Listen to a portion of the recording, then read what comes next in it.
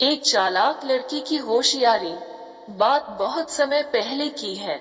एक किसान को अपनी बुरी आर्थिक स्थिति से हार मानकर गांव के ही एक सेठ जी से कर्ज लेना पड़ा।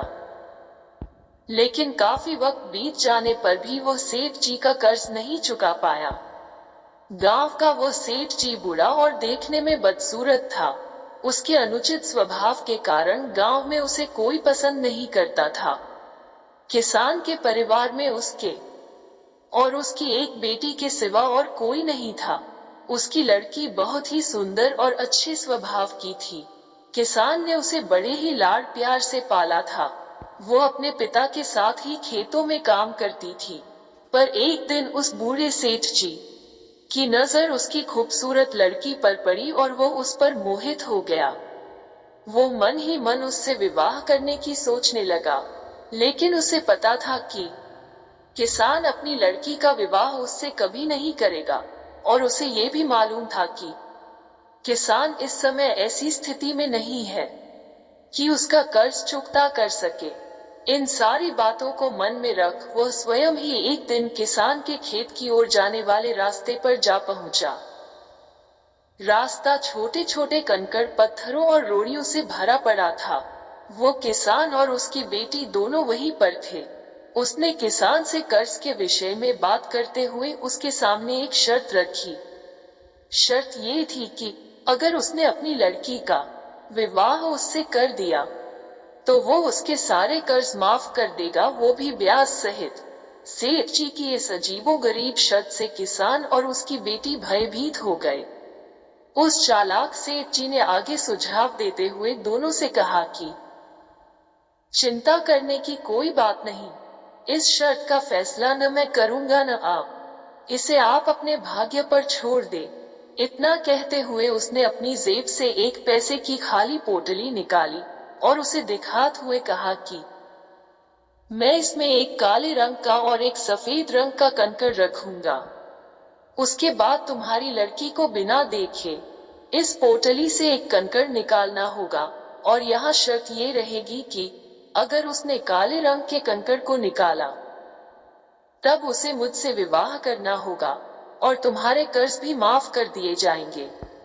अगर तुम्हारी लड़की ने सफेद रंग के कंकड़ को निकाला तो इसे मुझसे विवाह नहीं करना होगा और फिर भी कर्ज माफ कर दिए जाएंगे।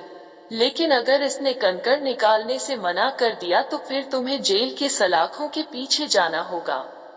जैसे ही किसान और उसकी लड़की उसकी इस शर्त पर आपस में बात करने लगे, तभी सेठ जी अचानक कंकड़ों को उठाने के लिए नीचे झुका। उसने जैसे ही 2 कंकड़ों को उठाया, उसी समय किसान की लड़की की नजर उस पर पड़ गई।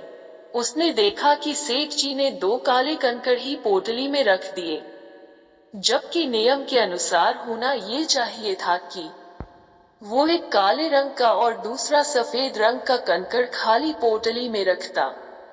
खैर, उसके बाद सेठ जी ने लड़की को पोटली से एक कंकड़ निकालने के लिए कहा।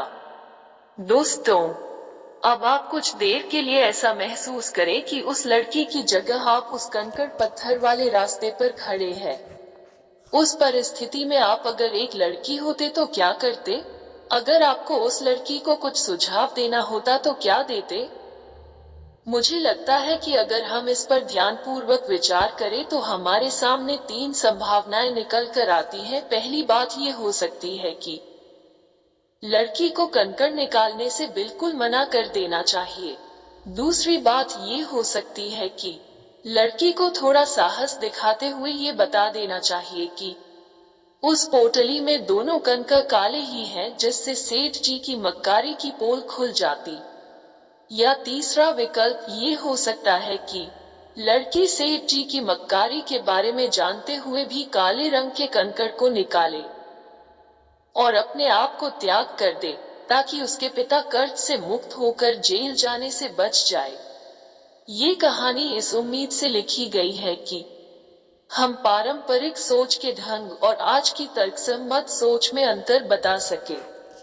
उस लड़की की इस दुविधा को हम पारंपरिक तार्किक सोच से हल नहीं कर सकते, तो चलिए हम ही बता देते हैं कि आगे उस लड़की ने क्या किया। किसान की लड़की ने सेठ जी के कहे अनुसार ही पोटली से एक कंकड़ निकाला और उसे बिना देखे हुए जानबूझकर कंकड़ पत्थरों से भरे रास्ते पर घेरे से उछाल दिया, जिससे जल्द ही वो काले रंग का कंकड़ भी अन्य कंकड़ों में मिल गया।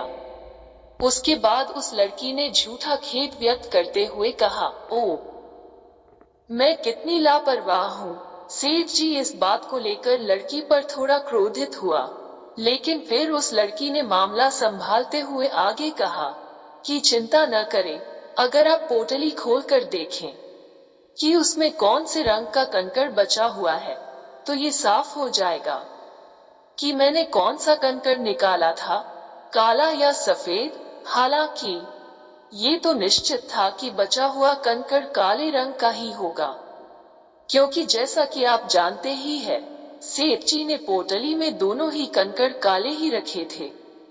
तो इस प्रकार यह सिद्ध हो गया कि लड़की ने सफेद कंकड़ निकाला है।